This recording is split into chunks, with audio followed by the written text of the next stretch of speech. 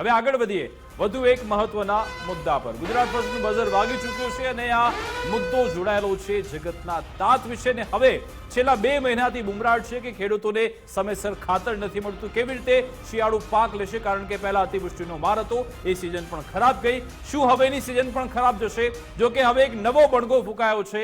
હવે એ બૂમ ઉઠી છે કે જબરજસ્તી, જી હા, જબરજસ્તી ખેડૂતોને ડીએપી ખાતર પધરાવવામાં આવી રહ્યું છે।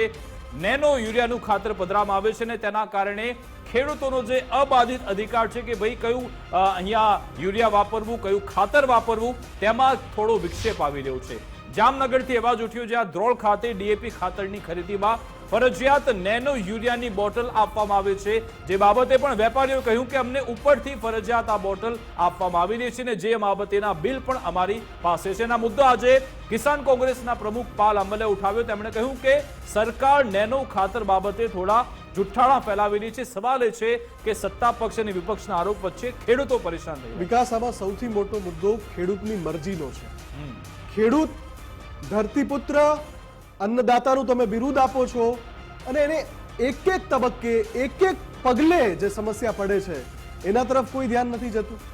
દર વખતે દાવાઓ થાય છે કે આમ, પણ જ્યારે જમીની હકીકત આ પ્રકારના વિડીયો જ્યારે આવે ત્યારે એનો પર્દાફાશ થઈ જાય છે। જમીની હકીકત સાવ અલગ હોય છે અને અમે વારંવાર દ્રશ્યો સાથે, સંયોગિક પુરાવા સાથે આ વાત રજૂ કરીએ છીએ।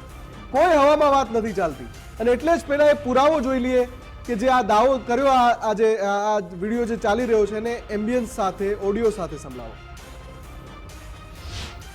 હું અત્યારે ખાતર લેવા માટે સીઆર પટેલ જાંબુડા વાળાને અહીંયા આવ્યો છું।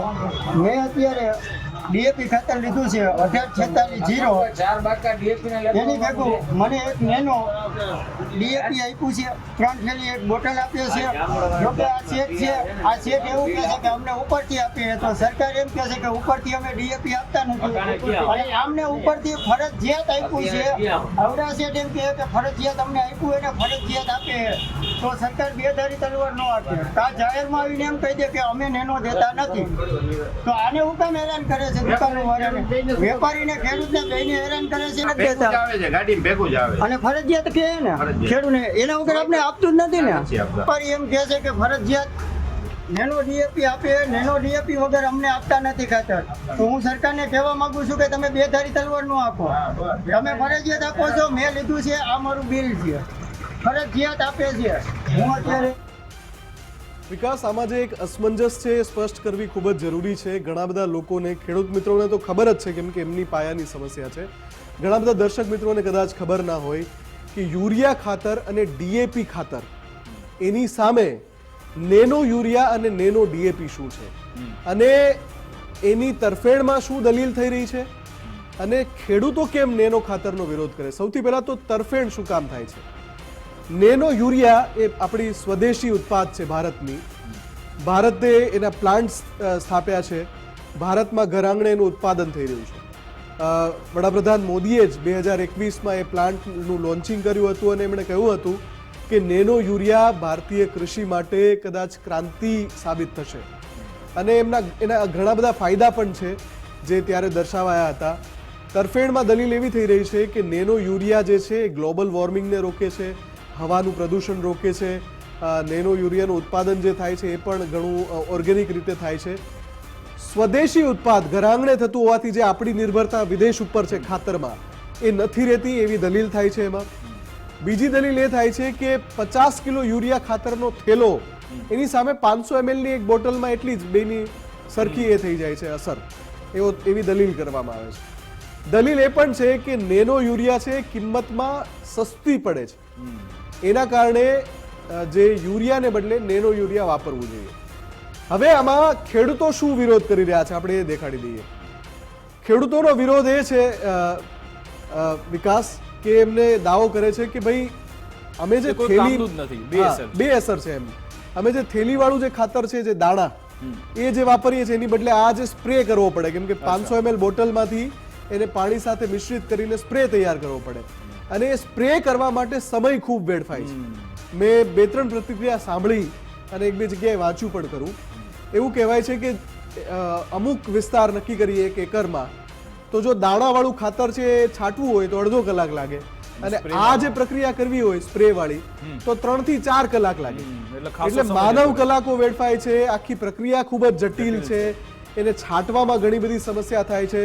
આ બધા મુદ્દાના કારણે આ ખેડૂત મિત્રો વિરોધ કરી રહ્યા છે ને એમનું કહેવું છે કે ભાઈ અમે યુરિયા તમે અમને પૂરતું ઉત્પન્ન કરાવો, અમને એનો જથ્થો પૂરો પાડો. ખેડૂતોને કેવું છે કે મહેનત અમારી છે, ખેતર અમારું છે, અમારે વાવેતર કરવાનું છે, તો પછી કયું ખાતર વાપરીશું એ પણ અધિકાર અમારો હોવો જોઈએ. હવે આમાં શું આક્ષેપ પ્રતિ આક્ષેપ થઈ રહ્યા છે તે પણ સાંભળ્યું. વિડિયા મોકલું છું ધ્રોલ તાલુકા કોંગ્રેસ પ્રમુખ હરિભાઈના. એ હરિભાઈએ ખાતર વિક્રેતાઓ પાસે જઈ અને વિડિયો ઉતારી બિલ સાથે રજૂ કર્યું છે અને એમાં ખાતર વિક્રેતાઓ બહુ સ્પષ્ટ કહે છે કે અમને ઉપરથી આ ફરજિયાત આવે છે અને એમાં નેનોનું એ બિલ પણ બતાવે છે અને એવું કહેવામાં આવે છે અમને કે 3 ડીએપી ખાતરની સાથે 1 નેનોની બોટલ ફરજિયાત આપવી. રાજ્યમાં વાવણીની સિઝન પૂરજોશમાં ચાલુ છે. ખેડૂતો જ્યારે ખાતર ખરીદવા જાય ત્યારે વિક્રેતાઓ દ્વારા એમને ફરજિયાત નેનો યુરિયા આપવામાં આવે છે એવી ફરિયાદ મળી છે. રાજ્ય સરકારને સ્પષ્ટ અભિગમ છે કે આવી પ્રવૃત્તિ ક્યાંય ચલાવી લેવી નહીં. અન્ય દેશો સામે જે યુદ્ધની સ્થિતિ છે એવા સંજોગોમાં આપણે જે દેશોમાંથી ખાતર આયાત કરીએ છીએ ત્યાં પરિસ્થિતિ અશાંત થતાં ચાલુ વર્ષે પણ આપણને ખાતરનો પુરવઠો અનિયમિત થયો છે. વિકાસ, હિતેન્દ્રભાઈને જ્યારે સાંભળીએ ત્યારે એવું લાગે કે એમની સ્ક્રિપ્ટમાં શબ્દો બદલાતા નથી. યુદ્ધની સ્થિતિ, હવે યુદ્ધની સ્થિતિ તો ઘણા લાંબા સમયથી ચાલી આવે છે, 4 વર્ષથી છે, અને જે તંગી છે, પુરવઠો બહારથી નથી આવી રહ્યો, આ બધા શબ્દો બદલાતા નથી એમના. હા, એક વસ્તુ ચોક્કસથી છે કે એમણે સ્વીકાર્યું કે સમસ્યા છે અને આ નેનો યુરિયામાં જે ખેડૂતો વિરોધ કરી રહ્યા છે એમાં પણ દમ છે, એ પણ એમણે સ્વીકાર્યું. એટલે અહીંયા ફરીથી આખો મુદ્દો આમ સર્કલ પૂરું કરીએ ને તો ત્યાં જ આવી જાય છે કે યુરિયા ખાતરનો જે જથ્થો ઉપલબ્ધ કરાવવામાં સરકારે જે આયોજન કરવામાં ક્યાંક ચૂક રહી ગઈ છે એના તરફ ધ્યાન દેવું પડશે.